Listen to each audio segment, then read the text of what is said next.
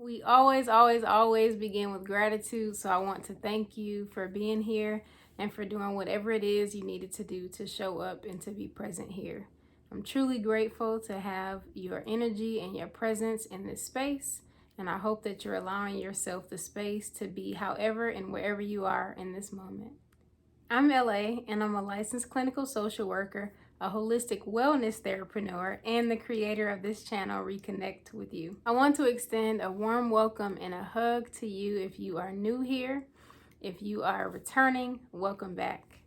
If my vibe and energy or any of the contents of this channel resonate with you, please remember to like, share, and subscribe to the channel. I will be posting videos on the first and third Sunday of every month at 12 p.m. Eastern Standard Time for hashtag Solitude Sunday to send y'all some good vibes to start off the week. This channel has a primary focus on wellness and will include tips related to different aspects of wellness, sound baths, affirmations, and short talks focused on you and your relationship with yourself, which is the foundation of all of your other relationships and aspects of life. So, are you ready to reconnect with you?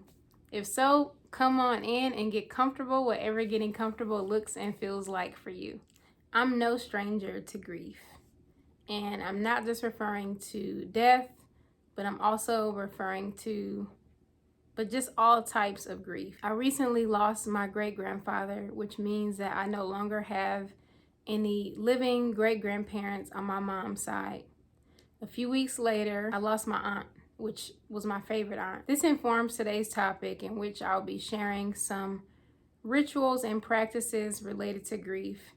Before we go on, I also want to just thank y'all for your patience and understanding as I was taking some time out to rest, to hold space for grief, for my own grief, and also traveling back home and spending time with family. Before I go into talking about some rituals for grief, I just want to name that there is no roadmap for grief. There is no right or wrong way to grieve. And just like healing is not a linear process, neither is grief. Grief is an experience, a process, and a journey, which might look different for everyone. I'm also going to add the tag to this video for a previous video that I did on holding space for grief, which you also might find helpful. Today, I'll be sharing with you 6 rituals for grief or for your grieving process. Ritual number 1, pouring libations onto the earth. This is considered an offering for your ancestor, and it does not have to be alcoholic spirits, which you can use, but it can also be water, purified water. Ritual number 2, lighting a candle. This gives you an opportunity to invite some light in during what could be a dark time during your grieving process. Shameless plug for my candle company, Solitude Scents, which I will include the link for in the description box below if you are interested in checking out some of our products. Ritual number 3, using gemstones or crystals. So gemstones or crystals can be very empowering and healing to use. I won't go into a bunch of detail in this video. I may do another video on using gemstones or crystals in your wellness or in your healing journey, but this is also another way to support yourself during your grieving process and honor your ancestors or your loved ones. Some crystals that can support you with grief are amethyst, which I have here. I'm not sure if you can see this. I'm just moving towards the camera. So this is what this looks like. This is one of my favorite crystals. So this is amethyst.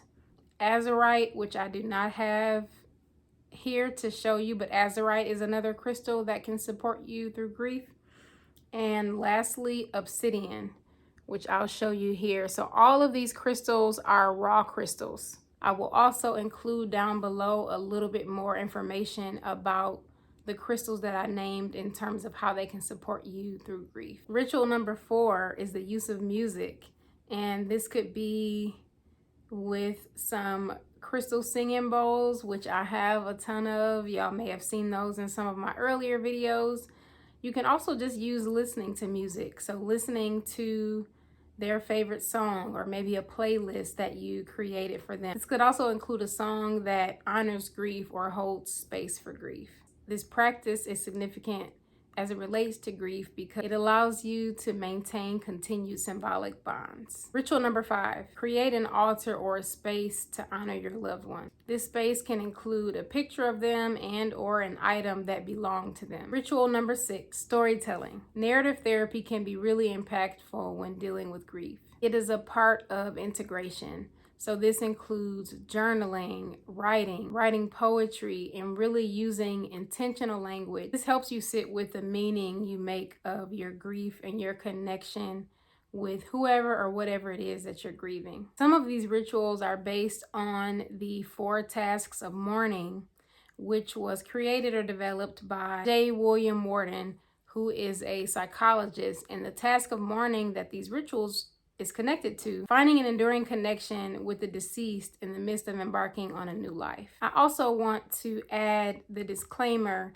that these are personal and spiritual practices of mine as it relates to navigating grief. I encourage you to honor whatever spiritual, religious, or cultural practices that resonate with you. If you're new here, I just want to share that I always end every video with a prompt for journaling or reflection, just to give the viewer something to take away from the video and something to reflect on. I'm also really big on reflection and introspection and journaling as well. So the prompt for today's video is, what do you remember about the person that you lost? And what do you want to carry forward? Well, that is what I have for y'all for today. I look forward to connecting with y'all again soon, but in the meantime, reconnect with you. Namaste.